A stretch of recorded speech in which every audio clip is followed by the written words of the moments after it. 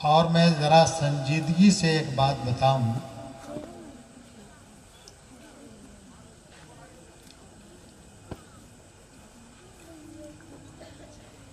کہ آپ کے گھر میں کسی کی موت ہو جائے، مرنا سب کو ہے، ماں باپ بھائی بہن کسی کی موت ہو جائے، گھر کا کوئی فرد قصداً جان بوجھ کر کے اگر جنازہ کی نماز پڑھنے نہ جائے تو خود اسے اچھا لگے گا؟ بولو بولو۔ معاشرے اور سماج کے لوگ کیا اس کو اچھا کہیں گے؟ نہیں کہیں گے نا۔ کہیں گے کہ یہ کتنا بڑا نالائق ہے کہ ماں باپ کی موت ہو گئی، بھائی بہن کی موت ہو گئی، یہ گھر میں بیٹھا رہ گیا اور اس کے جنازے میں شرکت نہیں کیا ہے نا۔ مگر مجھے انصاف سے بتاؤ کہ جنازہ کے پیچھے ہاتھ باندھ کر کھڑے ہونے والے کتنے لوگوں کو نماز جنازہ کی دعا، نماز جنازہ کا طریقہ پتہ اور معلوم ہے؟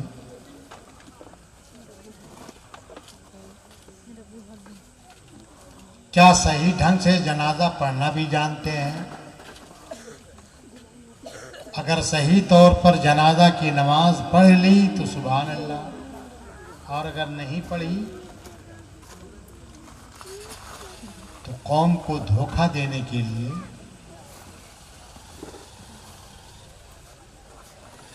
اور قوم تو قوم ہے، سماج تو سماج ہے، تم اپنے ماں باپ کو دھوکہ دینے کے لیے جنازے میں آ گئے۔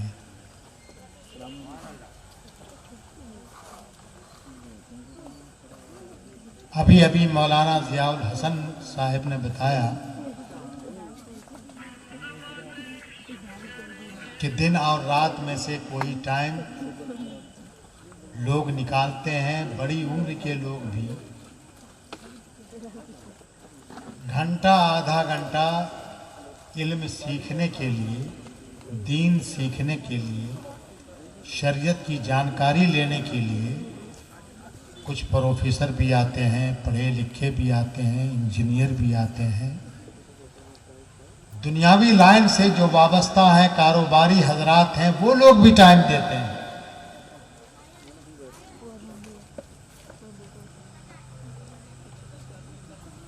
کیا ہی بہتر ہوتا کہ جہاں تم دین سیکھ رہے ہو، پہلے نمبر پر تم فرائض و واجبات کی تعلیم حاصل کرتے ہوئے، سیکھتے ہوئے نماز جنازہ پڑھنے کا طریقہ بھی سیکھ لو۔ بس چند دنوں کی بات ہے، 2 سے 3 دن میں جنازہ کی نماز پڑھنا سیکھ جاؤ گے۔ اب تو اگر ماں باپ کے جنازے میں شامل ہوگے تو جہاں اور لوگوں کی دعائیں مغفرت تمہارے والدین کے لیے ہوگی، وہیں ایک اولاد کی بھی دعائیں مغفرت اپنے والدین کے لیے ہوگی۔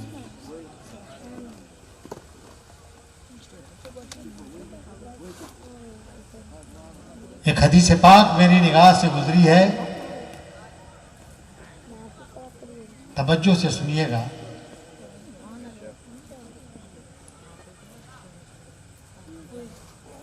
کہ من احب ان ينظر الى اتقاء اللہ من النار فلینظر الى المتعلمین۔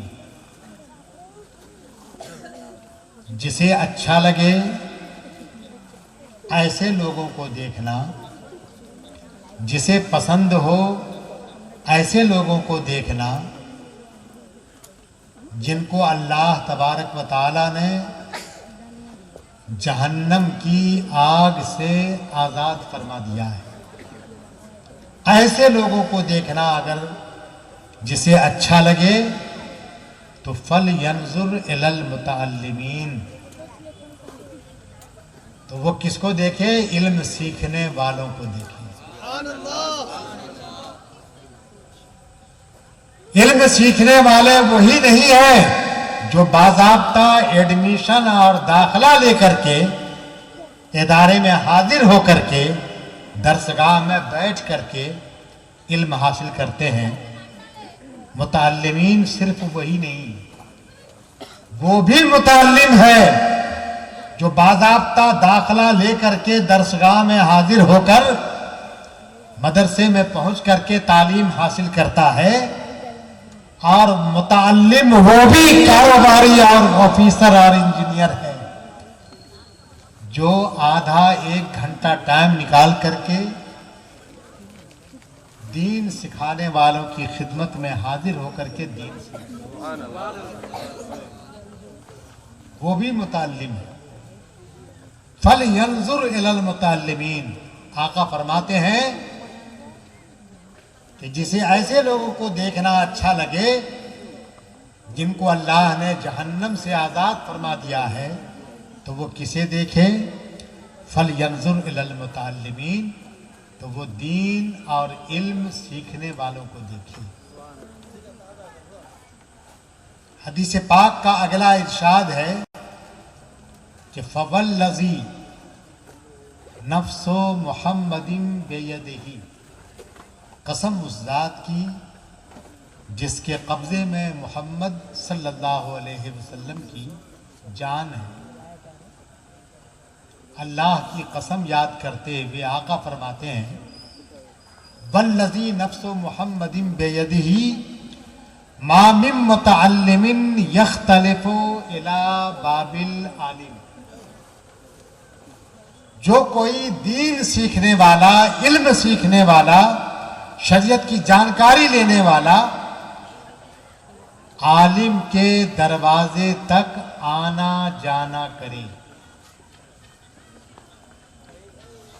یختلف الی باب العالم، یختلف اے یجیء و یذهب، آنا جانا کرے، آمد و رفت کرے۔ تو ایک علم حاصل کرنے والے، دین سیکھنے والے اپنے گھر سے چلے، ہے نا، ان کے گھر سے لے کر کے اور جہاں دین سیکھتے ہیں، سکھایا جاتا ہے، وہاں تک ان کے قدم مثال کے طور پر 500 اٹھے۔ کتنے اٹھے؟ مثال کے طور پر کسی کے قدم 1000 بھی اٹھیں گے، کسی کے قدم 2000 بھی ہوں گے، ہے نا۔ آقا فرماتے ہیں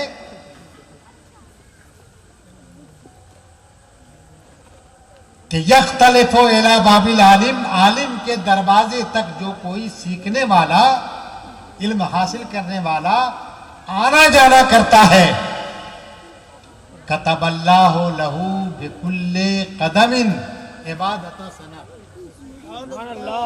اللہ تبارک و تعالیٰ اس کے ہر قدم کے بدلے ایک سال کی عبادت کا اجر و ثواب نامہ اعمال میں لکھتا ہے۔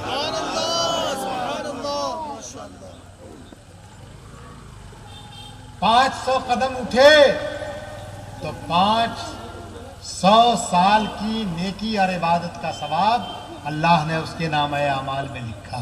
سبحان اللہ، سبحان اللہ، ماشاءاللہ۔ وَيَبْنِي بِكُلِّ قَدَمٍ مَدِينَةً فِي الْجَنَّةِ، کیا بات ہے، سبحان اللہ۔ مدینتاً فی الجنہ، اور ہر قدم کے بدلے اللہ تبارک و تعالی جنت میں اس بندے کے لیے ایک شہر تعمیر فرمائے۔ سبحان اللہ، سبحان اللہ، ماشاء اللہ، سبحان اللہ۔ اور آپ جانتے ہو شہر میں کتنے مکانات ہوتے ہیں؟ 2-4 سے تو مکان ہوتے نہیں ہیں شہر میں، ہزاروں ہزار مکانات ہوتے ہیں شہر میں۔ آقا فرماتے ہیں کہ یبنی بکل قدم مدینۃ فی الجنہ، ہر قدم کے بدلے اللہ تبارک و تعالی جنت میں ایک شہر تعمیر فرمائے۔ سبحان اللہ، سبحان اللہ۔ एक एक शहर तामीर फरमाएगा।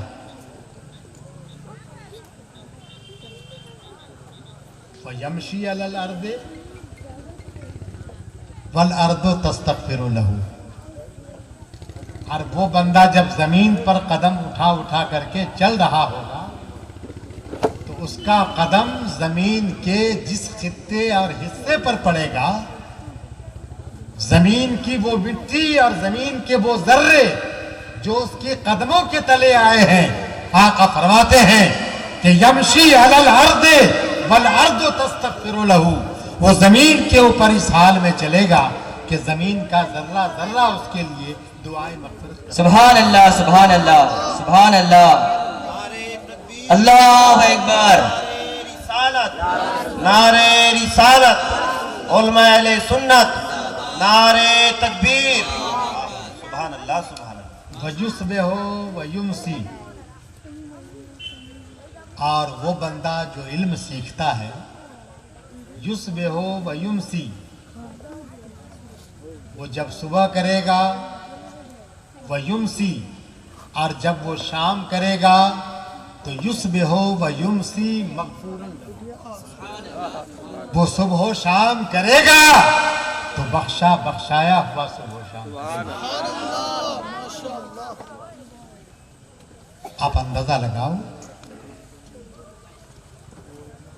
आप कारोबारी हो, बिजनेसमैन हो,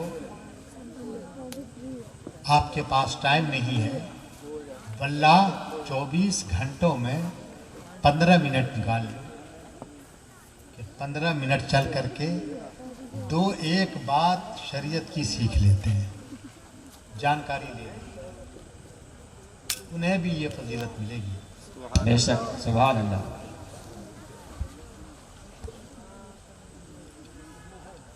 और ये बच्चे जो कुरान की तालीम हासिल करते हैं, कुरान खा वो हिफ्ज कर रहे हों या नाजरा पढ़ रहे हों, कितने खुश नसीब हैं ये बच्चे कि हदीस मुस्तफ़ा में आता है, हजरत सैयदना हुमैद इब्ने आरज रजी अल्लाह ताला अन्हु से हदीस मरवी है, फरमाते हैं सरकार दो आलम सल्लल्लाहु अलैहि वसल्लम कि इज़ा क़रअल कुरान, कुरान पढ़ने वाला जब कुरान पढ़ता है, वह ख़त्म हो, और कुरान पढ़ करके उसे जब ख़त्म करता है, सुम्मदा, कुरान ख़त्म करने के बाद क्या करता है? कुरान पाक के आखिर में है ना दुआए ख़त्मुल कुरान, ख़त्म कुरान करने के बाद में वो दुआ करता है,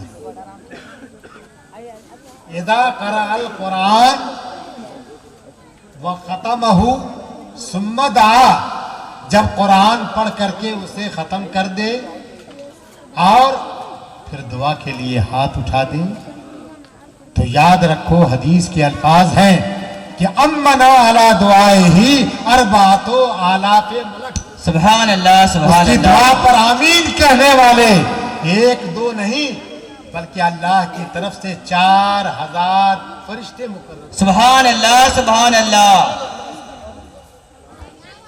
उस कुरान पढ़ने वाले की दुआ पर आमीन कहने के लिए 4000 फरिश्ते आमीन कहते हैं। सुम्मा ला यज़ालूना यदऊन लहू व यस्तग़फिरून लहू इलल मसाए और इलल सबाह।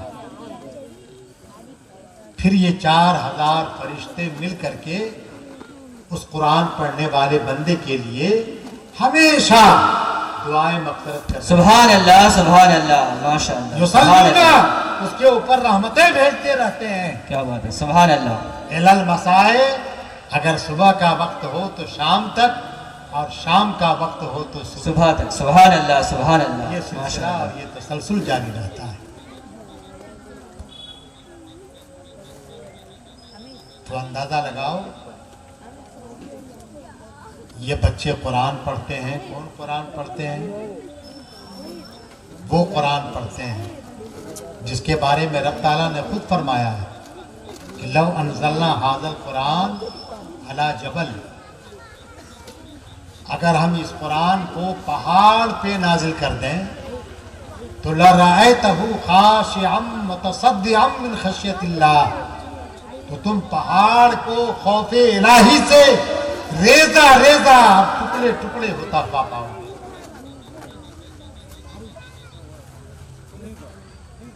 قرآن کی عظمت اتنی بڑی عظمت ہے۔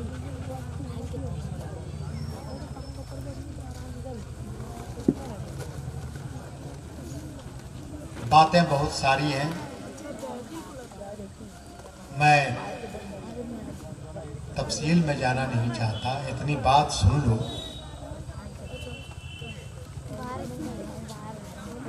کہ اللہ تبارک و تعالیٰ نے تمام کائنات کی دولتوں کو اسی قرآن پاک میں اکٹھا فرمایا۔ سبحان اللہ، سبحان اللہ، یہ میں نہیں کہتا ہوں، اللہ تبارک و تعالیٰ خود فرما رہا ہے کہ ما فرطنا فی الکتاب من شیء۔ دوسری جگہ فرماتا ہے تبیانا لکل شیء، یہ قرآن ہر چیز کا واضح بیان ہے، سبحان اللہ، سبحان اللہ، ہر چیز کا واضح بیان ہے۔ کائنات میں جتنی چیزیں ہیں ان تمام چیزوں کا بیان قرآن کے اندر ہے، مگر ڈھونڈنے والوں کو نظر کی طاقت چاہیے، بے شک، وہ تلاش کریں کہ قرآن میں کیا چیز کہاں ہے۔ ہاں؟ دیکھنے والوں کی نظر تو یہاں تک پہنچی اور انہوں نے یہاں تک فرما دیا، وہ ہے حضرت عبداللہ ابن عباس رضی اللہ تعالیٰ عنہما فرماتے ہیں کہ لو ضاع لی عقال بعیر لوجدتہ فی کتاب اللہ، سبحان اللہ، سبحان اگر میرے اونٹ کی رسی بھی اگر کھو جائے، گم ہو جائے، تو میں ادھر ادھر نہیں بلکہ کتاب قرآن کھول کر کے میں اسے پا لوں گا۔ سبحان اللہ، سبحان اللہ، سبحان اللہ، کیا بات ہے، سبحان اللہ، کتاب قرآن کھول کر کے میں اپنے گمی ہوئی گم شدہ اونٹ کی رسی کو پا لوں گا۔ پتہ کیا چلا؟ سب کچھ قرآن میں ہے، سب کچھ قرآن میں ہے۔ حضرت علی مرتضیٰ ارشاد فرماتے ہیں کہ لو شئت، یہ سورہ فاتحہ جو الحمد شریف آپ لوگ پڑھتے ہو نا، اس میں کتنی آیتیں ہیں کسی کو نہیں پتا ہے؟ 7 آیتیں ہیں۔ دیکھیے مجلس ہی سے آواز آئی، کتنی آیتیں ہیں؟ 7 آیتیں ہیں۔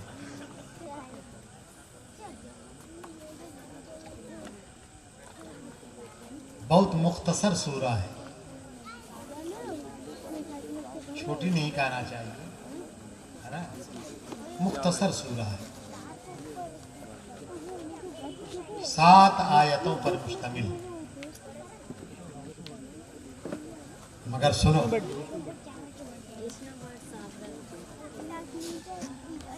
حضرت علی مرتضیٰ فرماتے ہیں کہ لو شئت لأوقرت من تفسیر الفاتحہ 70 بعیرا، اگر میں چاہوں تو سورہ فاتحہ کی تفسیر لکھ کر کے 70 اونٹوں کی پشت کو بھرنا، سبحان اللہ، سبحان اللہ، سبحان اللہ، یعنی اتنا دفتر تیار ہو جائے گا کتابوں کا کہ کتابوں کے ان دفتروں کو 1 2 اور 10 20 نہیں بلکہ 70 اونٹوں کے اوپر کتابوں کا دفتر رکھا جائے۔ سبحان اللہ، یہ کس کی تفسیر؟ سورہ فاتحہ کی ہے نا، جو صرف 7 آیتوں پر مشتمل ہے۔ اگر پورے قرآن کی تفسیر علی مرتضیٰ لکھ دیں، کیا بات ہے، سبحان اللہ، بولیے بولیے، سبحان اللہ، سبحان اللہ، پورے قرآن کی تفسیر لکھ دیں تو کتنے لاکھ اونٹوں کے اوپر کتابوں کا دفتر رکھا جائے گا؟ اللہ، اندازہ لگاؤ۔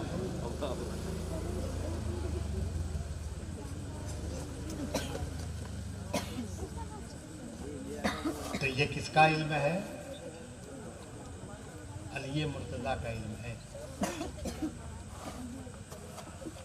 کہ اگر وہ سورہ فاتحہ کی تفسیر لکھیں، معنی مطلب لکھیں، تو 1 2 نہیں بلکہ 70 اونٹوں کی پیٹھوں پر کتابوں کا دفتر رکھا گیا۔ حضرت سیدنا امام محمد رضی اللہ تعالیٰ عنہ، یہ امام اعظم ابو حنیفہ رضی اللہ تعالیٰ عنہ کے چہیتے شاگرد ہیں۔ امام محمد ہے نا؟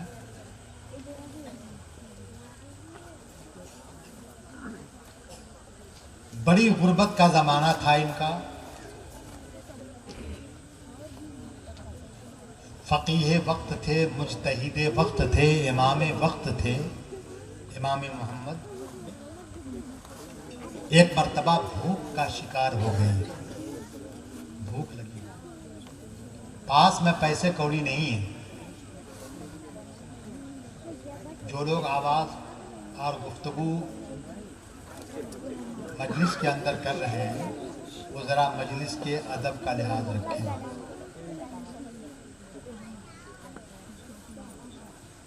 پاس میں کچھ بھوک کو ختم کرنے کے لیے پیسے کوڑی نہیں ہے۔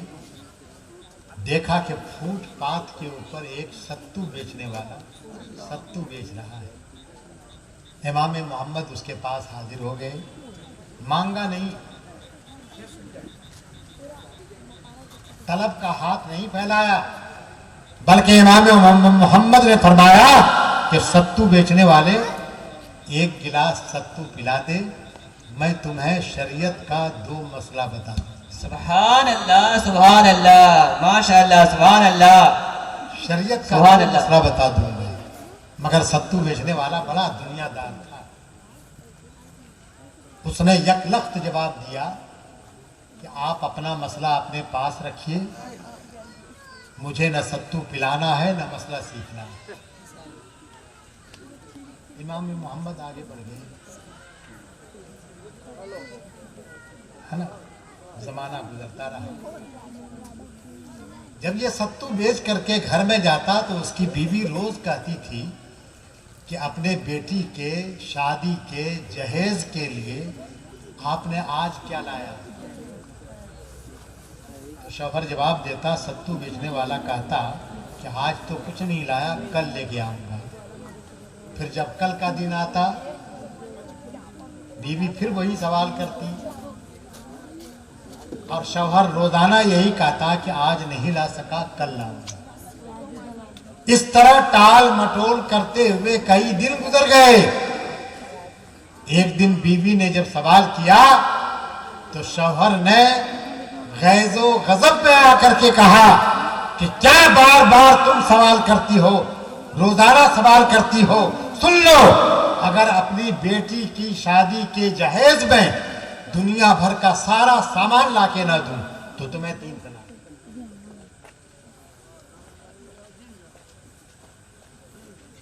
دنیا بھر کا سارا سامان، یعنی پلین اور ٹرین سے لے کر کے ایک سوئی تک، ہے نا؟ ایک سامان بھی اگر چھوٹا تو طلاق پڑھ کے رہی۔ شادی کا دن، تاریخ قریب آ گئی، مگر اکٹھا تو کچھ نہیں کیا۔ بیوی نے کہا کہ آپ نے اتنی بڑی قسم کھا لی کہ دنیا بھر کا سارا سامان نہ دوں تو پھر 3 طلاق۔ یا تو مجھے بچانا ہے تو سارا سامان اکٹھا کیجیے، اپنی قسم پوری کیجیے،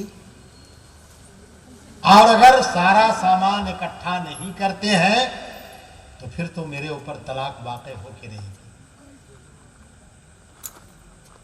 ہے نا؟ مگر اکٹھا تو ہو نہیں پائے گا دنیا بھر کا سارا سامان۔ اس نے ایک سوال لکھا، استفتاء بنایا، اور علماء زمانہ میں سے ہر فقیہ کے پاس سوال لے کر کے پہنچا کہ میں نے یہ قسم کھائی ہے کہ اپنی بیٹی کے جہیز میں دنیا بھر کا سارا سامان اکٹھا کر کے نہ دوں تو میری بیوی کو 3 طلاق۔ تمام علماء وقت نے جواب دیا اور ایک جواب دیا کہ بیوی کو بچانا ہے تو دنیا بھر کا سارا سامان لا کر کے دے، ایک سوئی سے لے کر کے ٹرین اور پلین اور بس اور ٹیکسی اور کار موٹر سائیکل ساری چیزیں دے، ورنہ ایک بھی اگر چھوٹا تو بیوی کو طلاق ہے نا، سب کے پاس دے۔ مگر یہ بیچارہ ستو بیچنے والا نہیں جاتا تھا تو امام محمد کے پاس نہیں جاتا تھا۔ کیوں نہیں جاتا تھا؟ ستو پلانے سے منع کیا تھا۔ مگر مثل اور کہاوت ہے کہ مرتا کیا نہیں کرتا، مرتا۔ میں نے وہابیوں اور دیوبندیوں کو بھی دیکھا ہے کہ اولیاء اللہ کے مزارات پہ حاضر ہیں۔ میں نے پوچھا کہ ارے تم اور یہاں کیا ماں صاحب کیا کریں، مجبور ہو گئے، گھر کی پریشانی یہاں تک کھینچ کے لیے، تو مرتا کیا نہیں کرتا ہے نا۔ سوچا کہ چلو قسمت آزمائی کریں، امام محمد کے پاس چلیں۔ امام محمد کے پاس پہنچے، سوال پیش کیا۔ امام محمد نے نگاہ اٹھا کر کے دیکھا اور فرمایا ارے تم وہی ستو بیچنے والے ہو۔ اتنا کہنا تھا کہ وہ لرز گئے، کہا جی حضور میں وہی ستو بیچنے والا ہوں۔ کہا تمہیں معلوم تھا نا میں نے تمہیں کیا کہا تھا کہ ایک گلاس ستو پلا دے، میں تمہیں شریعت کا 2 مسئلہ بتا دوں گا۔ ارے نادان، 2 مسائل میں سے ایک مسئلہ میں یہی بتانے والا تھا جس کے لیے تو آج در در کی خواب چھان رہا، سبحان اللہ، سبحان در در اللہ، ٹھوکریں کھاتا پھر رہا۔ سبحان اللہ۔ ایک مسئلہ میں یہی بتانے والا تھا، سچ فرمایا اتقوا فراست المومن فإنه ينظر بنور اللہ۔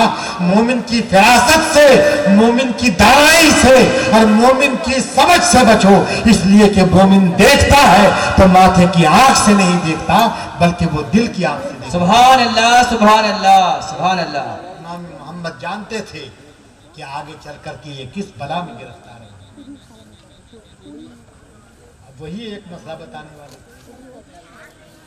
تو سن، امام محمد فرماتے ہیں اس وقت میں نے تم سے کہا تھا کہ ایک گلاس ستو پلا دے، میں تمہیں شریعت کا 2 مسئلہ بتا دوں گا، تم نے انکار کر دیا تھا نا، اور آج تم مسئلہ اور سوال لے کر کے آئے ہو تو سن لو، جب تک میں 1000 دینار نہیں لوں گا تب تک تمہارے مسئلے کا حل نہیں بتاؤں گا۔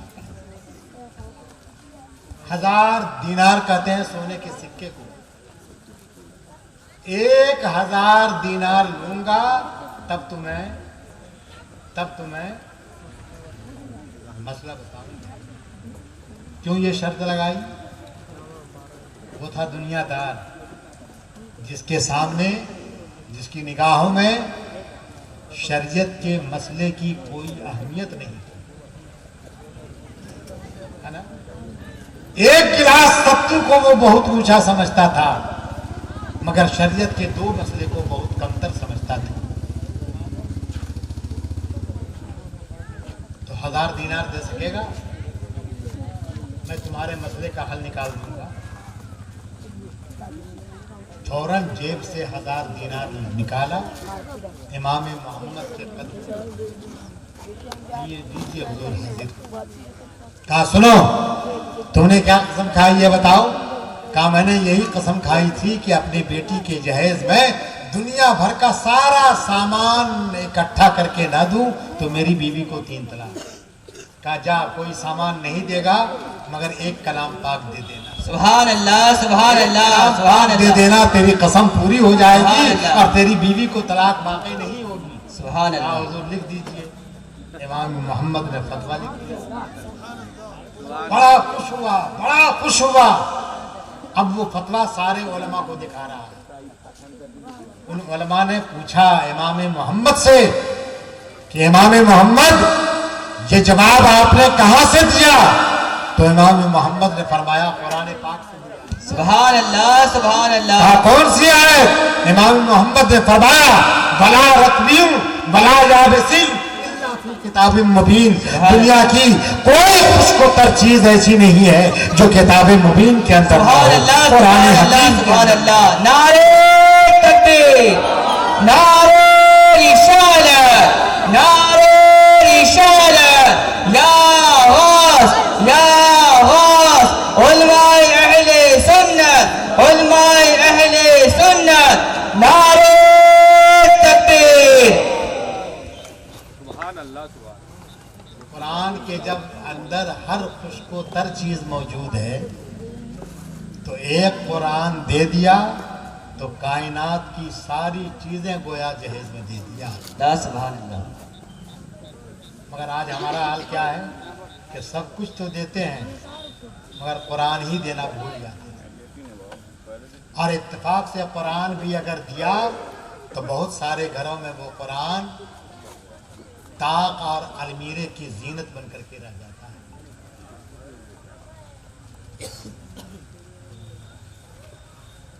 میں دعا کرتا ہوں کہ اللہ تبارک و تعالی آپ کو قرآن سیکھنے کی پڑھنے کی توفیق رفیق۔ یاد رکھنا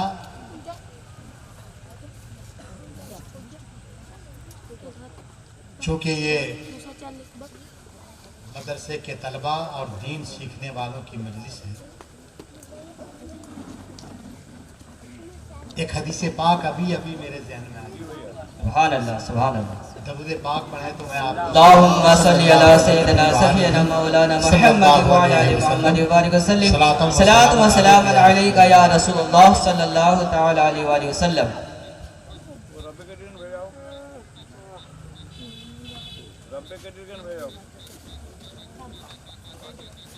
سورہ فاتحہ پڑھنا تو سب جانتے ہوں گے نا، ہے نا؟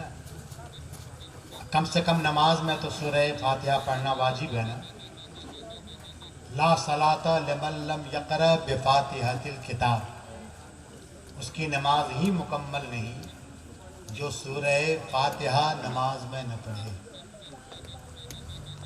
اس کی نماز مکمل نہیں۔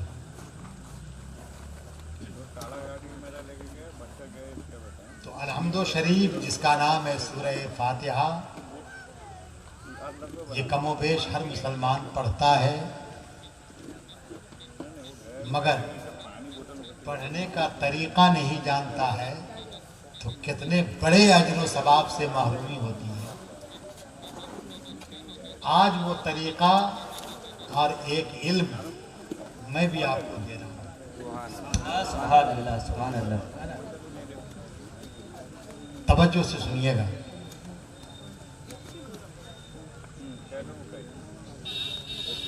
ان محمد المصطفیٰ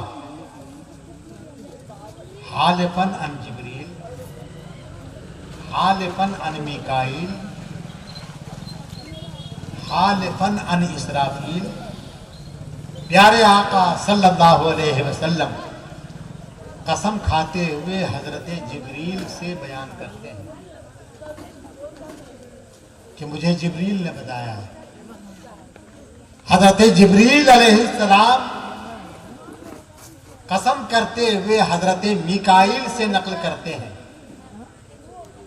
اور حضرت میکائیل قسم کرتے ہوئے حضرت اسرافیل سے نقل کرتے ہیں۔ حضرت اسرافیل علیہ السلام فرماتے ہیں کہ قال اللہ عز وجل بعزتی وجودی وکرمی۔ حضرت اسرافیل فرماتے ہیں کہ اللہ تبارک و تعالی نے فرمایا میری عزت کی قسم، میرے جود و نوال کی قسم۔ سبحان اللہ سبحان یہ اللہ۔ قسم کون یاد فرما رہا ہے؟ اللہ تبارک و تعالی۔ میری عزت کی قسم، میرے جود و نوال کی قسم، من قرأ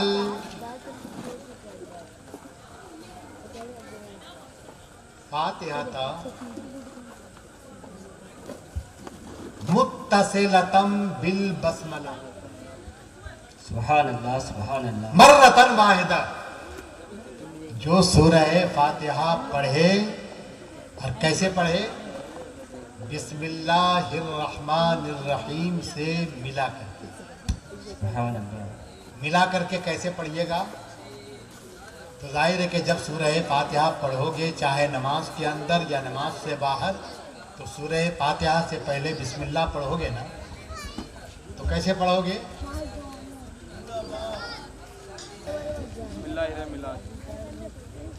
मैं पढ़ करके बता दे रहा हूँ। बिस्मिल्लाहिर्रहमानिर्रहीम अल्हम्दुलिल्लाहि रब्बिल आलमीन। बिस्मिल्लाहिर्रहमानिर्रहीम में अर्रहीम है, अर्रहीम की मीम को अल्हम्दु के लाम से मिला दो। कैसे मिला के पढ़ोगे? बिस्मिल्लाहिर्रहमानिर्रहीम अल्हम्दुलिल्लाहि रब्बिल आलमीन। दरमियान में सांस नहीं तोड़ना। बिस्मिल्लाहिर्रहमानिर्रहीम अल्हम्दुलिल्लाहि रब्बिल आलमीन। अब यहाँ सांस तोड़े कोई बात नहीं। तो हदीस पाक सुन लिया जाए कि जो सूरह फातिहा बिस्मिल्लाह से वस्ल करके मिला करके पढ़े, कितनी बार? मर्रतन वाहिदा, ज्यादा बार मतलूब नहीं, एक ही बार से ही। मर्रतन वाहिदा, एक मर्तबा भी पढ़ ले। फाशहदू या मलाइकती, अल्लाह फरमाता है ए मेरे फरिश्तों गवाह रहना कि कद गफरतु लहू, मैंने ऐसा पढ़ने वाले बंदे की मगफिरत कर दिया है, उसकी बख्शिश कर दी है। वो कबिल तो मिनहुल हसनात, और मैं उसकी तमाम छोटी बड़ी नेकियों को अपने फजल से कबूल कर लिया है। आप नमाजें पढ़ते हो, रोजा रखते हो, नेकियां बहुत सारी करते हो, मगर किसी एक नेकी के बारे में आपको पता है कि अल्लाह ने कबूल किया है? बोलो बोलो। एक नेकी के बारे में भी पता नहीं है कि आपकी वो नेकी मकबूल हुई है, अल्लाह ने कबूल फरमाया है या नहीं कबूल किया। हम बंदे हैं, हमारा काम बंदगी करना है, कबूल करना या न करना ये उसका काम। मगर सूरह फातिहा जो इस अंदाज से पढ़ेगा, अल्लाह ताला फरमाता है कि मेरे फरिश्तों गवाह रहना, मैंने उसे माफ कर दिया, बख्श दिया। व कबिल तो मिनहुल हसनात, और उसकी सारी नेकियों को कबूल कर लिया। तजावज़ तो अनहुस सय्यात, और उसके गुनाहों को हमने दरगुजर कर दिया, माफ कर दिया। वला उहरिक़ु लिसानहु बिन्नार, और जिस जुबान से उसने सूरह फातिहा पढ़ी है, मैं उसकी जुबान को जहन्नम की आग में नहीं जलाऊंगा। ला उहरिक़ु लिसानहु बिन्नार व उजीरुहु मिन अज़ाबिल क़ब्र व अज़ाब यौमिल क़यामत वल फ़ज़ाइल अकबर, और मैं ऐसे पढ़ने वाले बंदे को अज़ाब क़ब्र से भी पनाह दूंगा, अज़ाब यौम क़यामत से पनाह दूंगा, बड़े घबराहट वाले दिल के अज़ाब से पनाह दूंगा। तो पढ़ने का तरीका नहीं जानते थे तो कितने बड़े सवाब से महरूम हो जाते थे। आज मैंने एक इल्म आपको बता दिया है, इसको तुम अपनी याददाश्त में रखना, और इसी तरीके से तुम पढ़ने की कोशिश करना। हाँ, नमाज के अंदर पढ़ो या नमाज से बाहर पढ़ो, इसी अंदाज से पढ़ने की कोशिश। एक और हदीस पाक मेरी निगाह से गुजरी है, दरूद शरीफ पढ़ लो। अल्लाहुम्मा सल्ली अला सय्यिदिना शफीना मौलाना मुहम्मदिन कमा तुहिब्बु व तर्ज़ा बिन तुसल्ली अलैहि। आक़ाए दो जहां सल्लल्लाहु अलैहि वसल्लम शब-ए मेराज जब आसमानों के ऊपर तशरीफ ले गए तो क्या मुशाहिदा फरमाया آقا فرماتے ہیں کہ میں نے عرش کے نیچے دیکھا کچھ شہر. کتنا شہر دیکھا؟ آقا فرماتے ہیں کہ عرش کے نیچے میں نے 70 شہر دیکھے. کتنے شہر دیکھے؟ 1-2 شہر نہیں، 70 شہر دیکھے. کلو مدینتن، اور 70 شہروں میں ہر شہر کتنا بڑا تھا؟ جتنی بڑی یہ پوری کائنات ہے، پوری کائنات ہے، اس پوری کائنات کے 10 گنا زیادہ بڑا ہر شہر کی لمبائی اور چوڑائی تھی.